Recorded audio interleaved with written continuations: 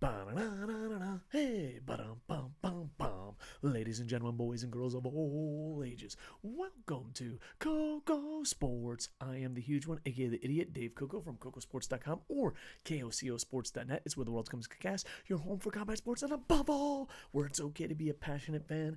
We are trying something new. We've had this idea for a while. With the worldwide event going around, we have a lot of free time. And if you're on KocoSports.net, we're thinking about adding videos below the story. So the story will be up there on KocoSports.net. And just give us some opinion and all that fun stuff. And a link to the news story on YouTube will be down below in the doobly-doo. Plus, we brought her on something from Twitch. Boom, boom. His name is Raptor Man. He was born out of pure love on Twitch. By the way, I stream on twitch.tv/KocoSports. Check it out.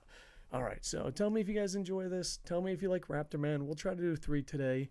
Let's rock and roll. First, we're going to...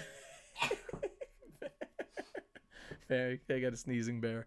First, we'll talk ESPN addresses sports content shortage by striking WWE deal to air classic WrestleMania events.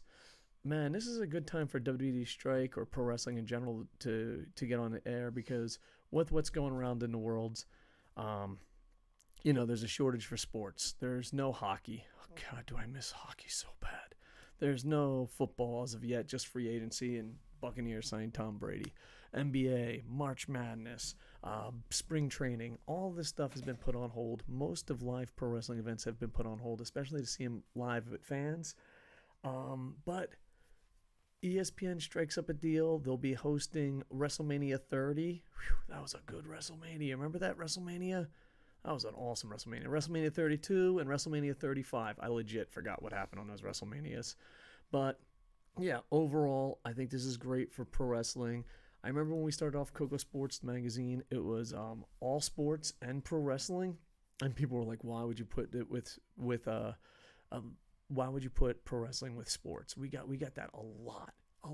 And nowadays, ESPN, Fox, and all those guys are covering WWE and other professional wrestling sports.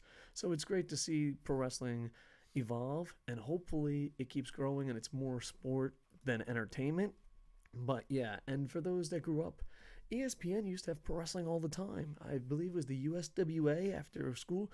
It was great. I remember coming home from school, watching the USWA, then watching beach roller hockey. For the love of God, ESPN, bring back beach roller hockey.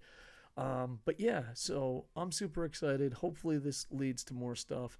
I am worried for those that are the subscribers of WWE Network that slowly but surely that is going to get less and less content. But yeah, overall, it's a good day for pro wrestling. And it will be interesting. And not only that, but maybe this gets their, foot in the door of the sports world. And when everything goes back to normal, hopefully it does, who knows? Maybe pro wrestling will be more respected. Maybe Vince McMahon will have to put on a product that sport fans that like pro wrestling enjoy. So overall, I think this is a good thing. Times are really changing because, man, when we first launched and we're like, oh, we cover sports and pro wrestling, man, did we get some dirty looks. And now times are changing. So hopefully Vince, pro wrestling, WWE, this will launch into something else. All right, we're going to do 2 more of these. Tell us what you think. With that, I am over. Hey, ba-dum-bum-bum.